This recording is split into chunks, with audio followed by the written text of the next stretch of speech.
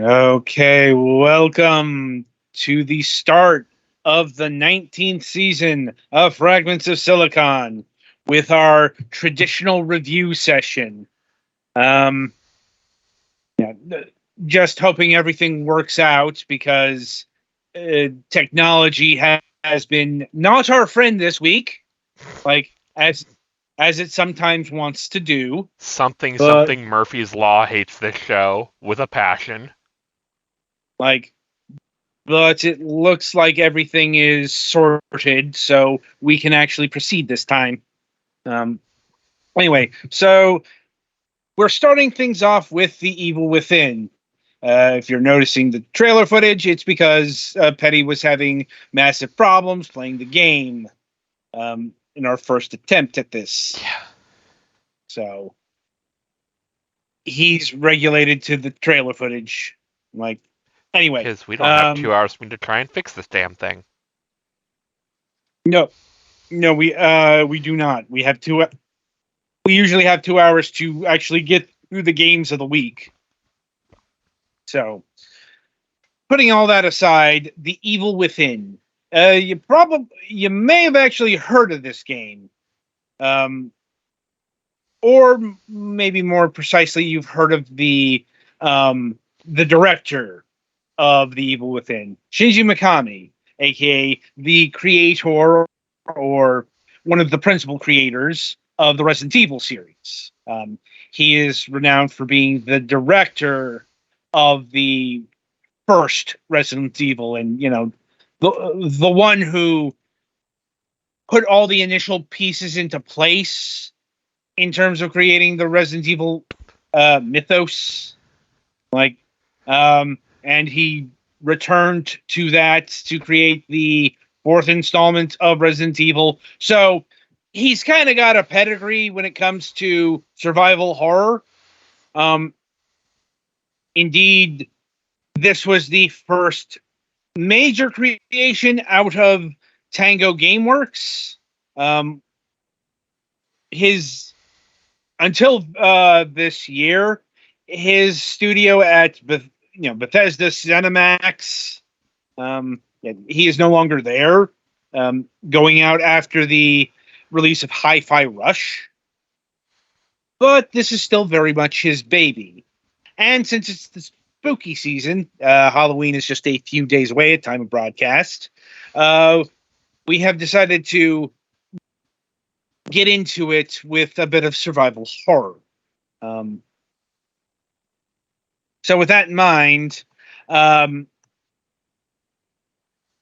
is The Evil Within a survival horror game?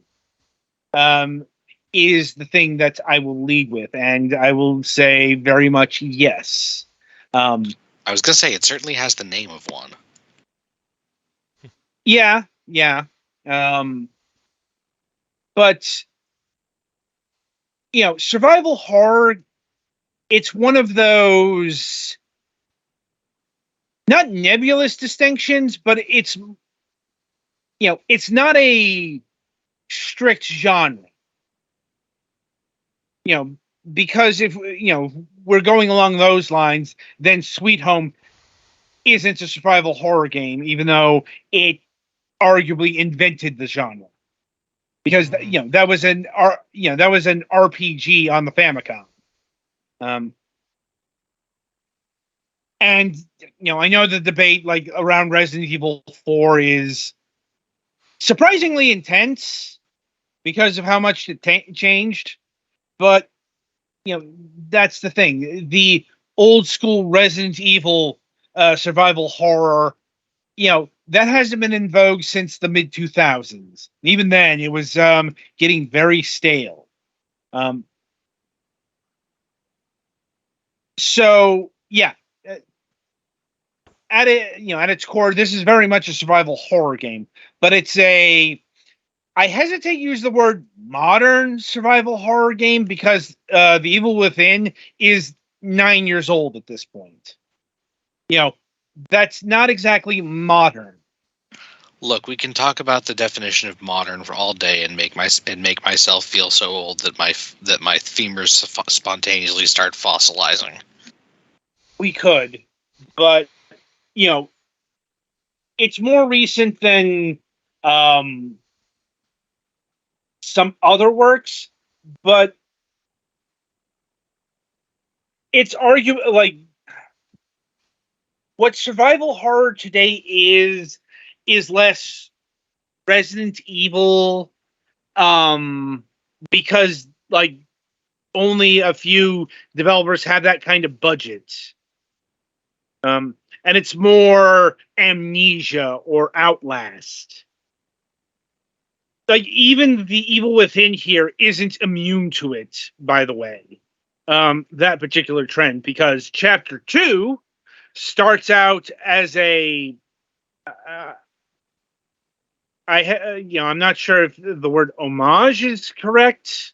It basically plays like an indie survival horror game.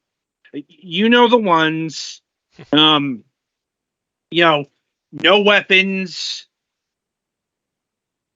big hulking beast. Don't think the cabinets show up until chapter 3, but chapter 2 plays out like, once again, an indie survival horror. Like if you've played Amnesia, or Outlast, or any number of indie survival horror games, you've seen this formula here. Where things shift is in chapter 3, where it plays closer to Resident Evil, more like Resident Evil 4, kind of combined with older Resident Evil installments. Now that's a bit weird to say, but you're not really dealing with awkward camera angles here. At least the pre-rendered camera angles that you saw in the old Resident Evil games. But this is very much set up like an old school Resident Evil game. In fact, like chapter 3, the first encounter with I believe the frontline monster you encounter is like the Haunted. I'm trying to remember what they were called. Like, it's one of those terms.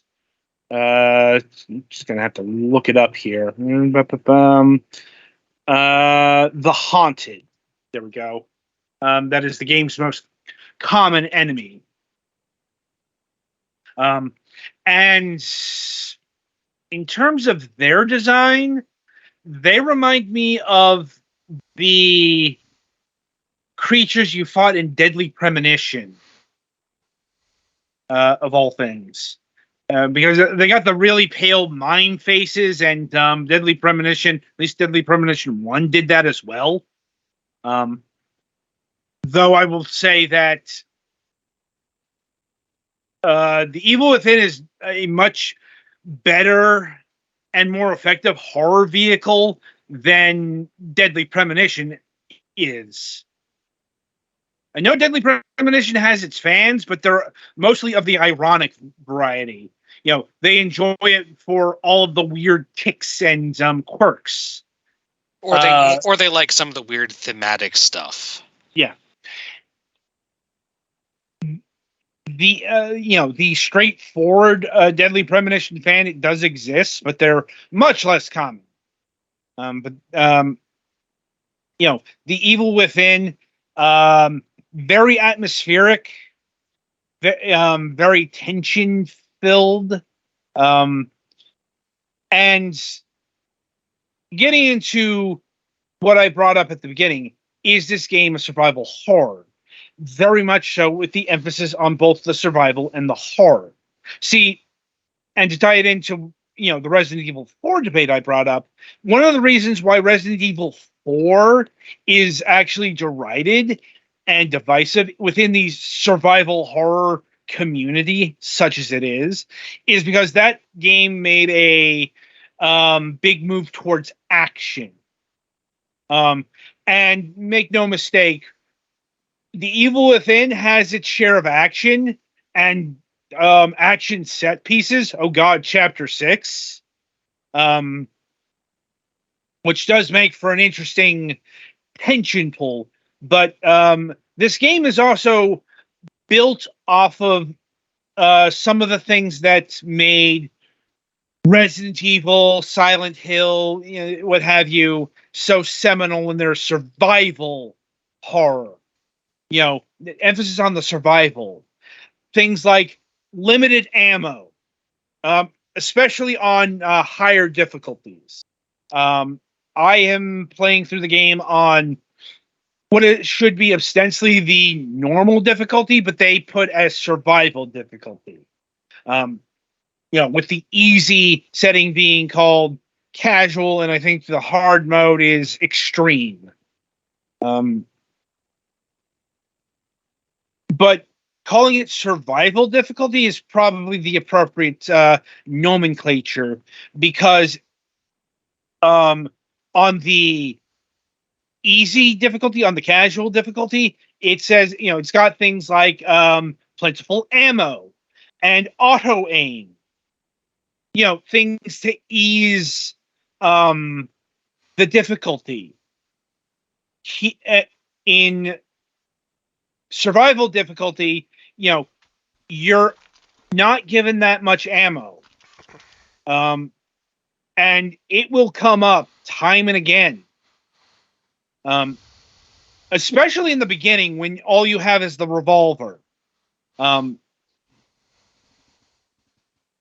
Because the survival aspects are very baked in. It may not be as prominent, but once you get into like combat situations, you will encounter what this game is really going for in terms of survival horror.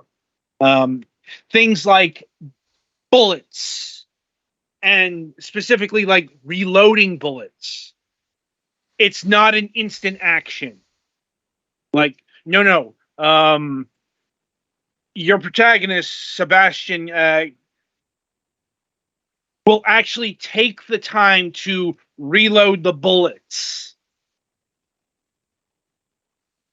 And that kind of reload time does depend on the weapon you're using. But it's something that eats up time. Hint, it's something that's going to play a factor when you're dealing with like 3 of the haunted at once. And it also doesn't auto reload. You've got to do it yourself. So, there's going to be moments where you're struggling to reload your weapon, and you've got a number of advancing foes. That's survival horror right there. Yeah, it's all about like worrying about how much stuff you got to deal with the overwhelming odds. Right. Thankfully, this game doesn't bring up some of the bad shit from Resident Evil. Like, you're not playing inventory juggling. Like, once again, you could see what they were going for there, especially in the 90s. Yeah, some of the earlier Resident Evil games are pretty heavily puzzle adventure type things in between the zombie blam blams. And you get some of that here because there are puzzles in this game as well. Like actual puzzles, not just, and you got that in Resident Evil, though. When I think of like survival horror puzzles, I think more Silent Hill. I just think Silent Hill was better at that kind of thing than Resident Evil was, but that's neither here nor there. Like, it's here in The Evil Within as well. When it came to Resident Evil, some of it was just, where do the fancy keys go? Which got goofier as the series went on. But, and that's another thing about The Evil Within. Like, it's relatively free of goofiness. Like, intentional or otherwise. is, once again, this has been another push and pull in the Resident Evil franchise. How campy should it be? Yeah. Like, and that's a thing that's kind of circled around with modern day Resident Evil, but the short version is Resident Evil was 100% intended to be taken seriously. It's just the horrendous localization of Resident Evil. The first 1. two were campy by accident, kind of. Yeah. But in a way that has some charm to it.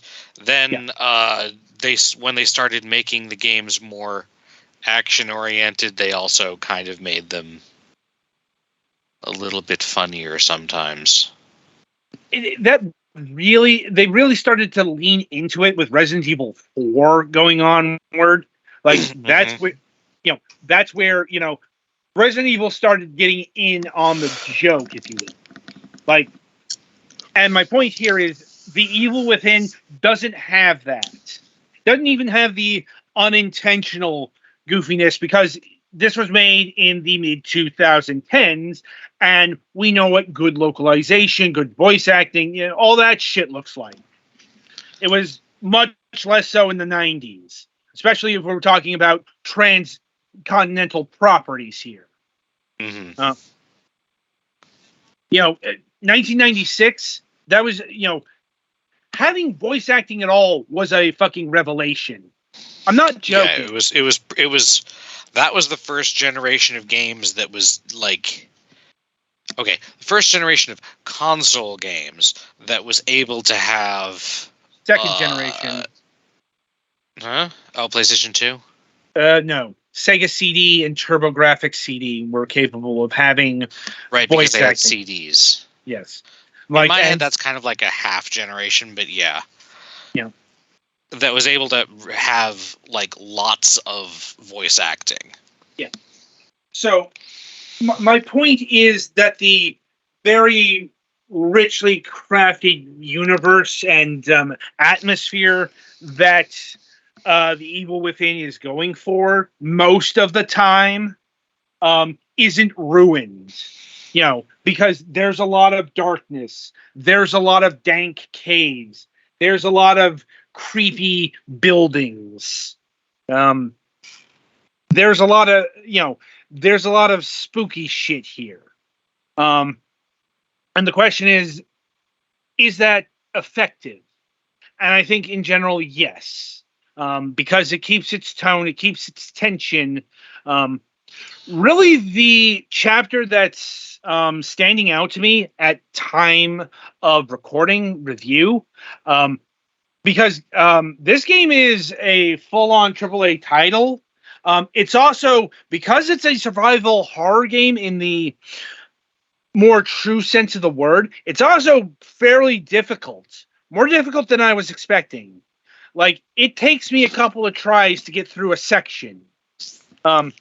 Which can be an hour and a half play session, which is why I have like 30 hours in. It's also because I'm searching a lot, because once again, survival horror, I need to find bullets, I need to find health, that kind of matches, that kind of thing. I need to find resources. There's also hidden collectibles, but I've been less concerned about that. I've also, I've already missed a slew of map fragments,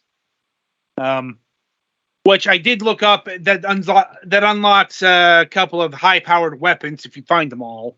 Like I said, first playthrough, I'm less concerned about that. Once again, that harkens back to Resident Evil, the old school Resident Evils, where if you got proficient enough at them, you could unlock the high-powered fun weapons, like the rocket launcher with infinite ammo. See, it all ties in.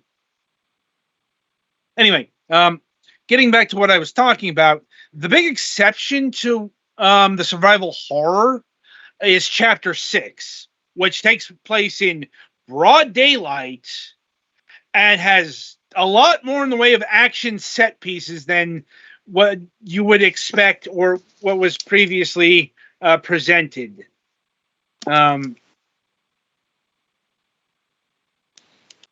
It's to put it succinctly, it's the most Resident Evil 4 chapter out of the lot of them. Much heavier on the action, but it still retains the survival horror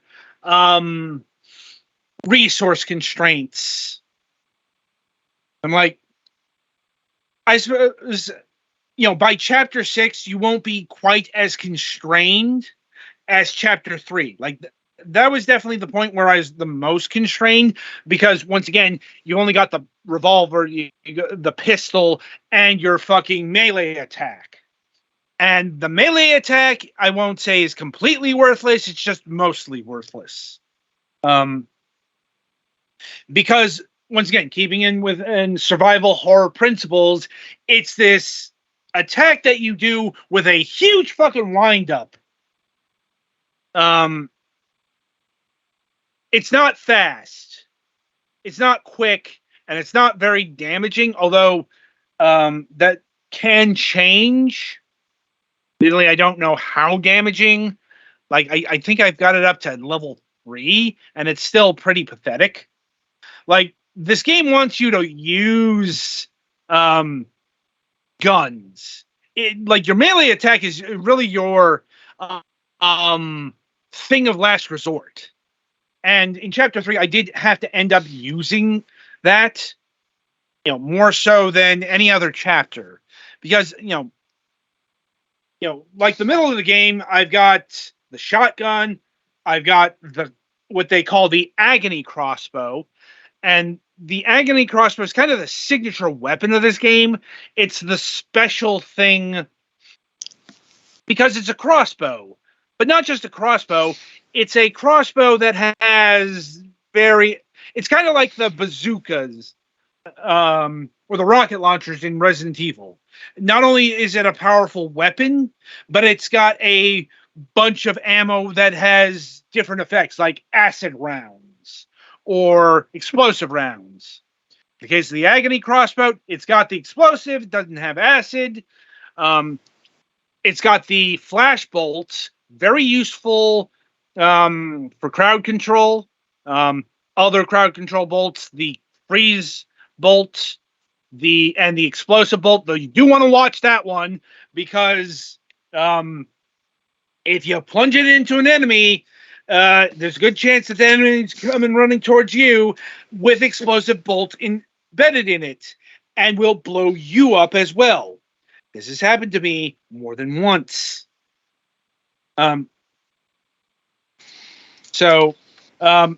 Also, continuing on with the survival horror ethos, there are a lot of traps in this game. Like, a lot more than you would find in Resident Evil.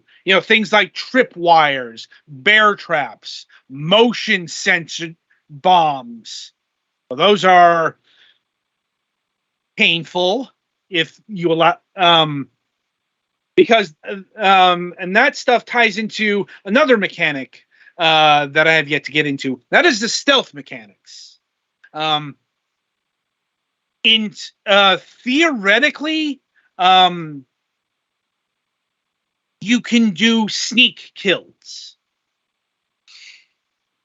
Like, a lot of the haunted will do the patrol route thing that you see in Metal Gear Solid or Splinter Cell or Hitman. And your optimal outcome is to get behind said monster and then plunge a otherwise unseen machete into their skulls. I'm like, in practice, that works out pretty good in the first few chapters, but once again, by the middle of the game, I tried to do the stealth mechanic thing, and the monsters still noticed me. And, I tried to make sure all the parameters were met. I'm doing the sneak walking. I'm making sure they're facing away. I'm making sure the lantern is off, because if you've got the light on, you'll be easier to spot. Noise is also kind of a factor with like doors, because doors you can open quietly, the slow way, or the fast action hero kick the door open, which will notify local monsters, but is less of a concern than it actually purports to be.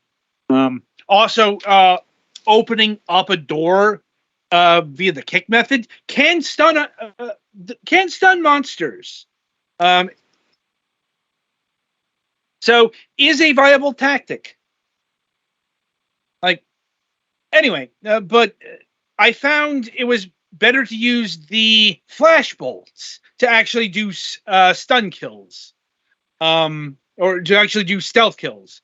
At least on basic content, in the latest chapter I played through, we got these fucking old one hybrid things. I'm not exactly sure what they're called. What I do know is they are immune to the flash bolt, so I can't sneak behind them, and they seem to be able to see me when I'm trying to creep up on them. So it's just, okay, it's time to either run or use the environment, because traps can hurt the enemy. I wouldn't advise using tripwires against them, but in this particular chapter, there are convenient spike traps that you can activate, either via the cranks, and the cranks. Once again, they operate on the survival horror principle, because they take a while to actually crank. It's basically a QTE, the rapid fire kind. Actually, it depends on the crank. Oh, I hate button jam ones. Yeah, they do that. They do both kinds. There's the kind where you hit it once and Sebastian will crank, and then there's the ones with the meter, and you have to just tap the A button, or whatever you got to assign to the action button, and the space button if you're using a mouse and keyboard. It's like, I'll be honest, I hate those. Because it's to the point where I found when I activated the monster trap, it was better to just stop doing the cranking and just take out the monsters. Because here's the thing, I'm not scared of those encounters. I'm frustrated because I got to do all this fucking tapping. It's something that takes me out of the horror. I get what they were going for, but mechanically, this never fucking works. Okay? Anyway. There's a difference between come on, because you don't want to be eaten by monsters, and come on, just because the elevator seems like it's taking its sweet-ass time. Yeah. They don't really do that with the elevator. It's the gates and such. They do have elevators. No, that was just an example. Yeah. Anyway, so in continuing the parallels of Resident Evil to the Evil Within, I do have to talk about the save system. Good news, it's not like old school Resident Evil. Once again, it's one of those mechanics that you can understand the thought process, but it just ended up being more frustrating than anything else. I can understand it being stressful to not be able to save your game as many times as you want, but on the other hand, I can also understand that it freaking sucks to not be able to save at certain checkpoints because you messed up earlier. Right. It's it's a dead trope. Survival horror doesn't do the limited saves thing anymore, and thank God, because I never found that tension building. It's one of those things that frustrated me. That frustrated players as well in general. Once again, the inventory Tetris of Resident Evil 4 was much more preferable to the item juggling with the boxes that you did in Resident Evil 1, let's say. Because you know what you had to keep doing with those items? You had to go back to the fucking box, and you had to get the right item, and that's just... Especially if they're used in multiple places, yes. Yeah. Like, and yeah. So, final mechanic I will bring up, since this review is going long, is the upgrade system. And once again, that's a play towards modernity. Over the course of the game, one of the principal collectibles you can get is gel, goo, slime. It ties into what's going on in the actual narrative, which I haven't talked about too much because I don't want to spoil things. But anyway, the upgrade system works like an upgrade system does. More health, more stamina, because, once again, perhaps the most frustrating thing about this being a modern day or close to modern day survival horror game is because it has a stamina meter where if you run too much, you get out of breath. Because thank you, mid-2000s and onward. Once again, I don't really like this mechanic either, but I see where they're going with it. Anyway, in terms of monsters, the only thing I want to bring up at this point is the signature monster, because, of course, this being post Silent Hill 2, Resident Evil 3, you have to have one of these. The Pyramid Head, the Nemesis, the Mr. X of your game. And yet, this game has one of those. And that is the Keeper. Or Safe Head, as he's more colloquially well known as. Except he's really not the Pyramid Head. He is in stature, in intimidation factor, in terms of big, heavy monster antagonist. But in terms of how he plays in gameplay, no. He's a lot different. He's not the invincible monster that you have to run from. He's actually very vulnerable, but he's manifold. Like, if you kill a Safe Head, another will appear in its stead in that gameplay sequence. He appears a lot, he doesn't appear a lot. Like, he is the monster you're running away from in chapter 2 that I mentioned. Like, it is an interesting take on that kind of monster. Anyway, now, obviously, I could go on and on and on about this game, and I have. This is what 30 hours of gameplay does. But I suppose we should come to the core question again. This is effective survival horror, but is it good survival horror? Is it worthwhile survival horror in the modern day? And I think putting everything together, yes, this is a really good survival horror game. It's a really good game in general, but it is very much a survival horror game. I hope my review has emphasized that enough. It's like, if you're looking for an action game, like a pure action game, like what the Resident Evil series turned into, that's not this. Even the action chapters are still built off those survival horror mechanics. So, it's going to be a lot more the Resident Evil running and dodging and all that stuff. So, yes, I would say this is great survival horror. And in terms of pricing, so I suppose this is where things get really interesting, because once again, this game is verging on a decade old, so it's not that expensive.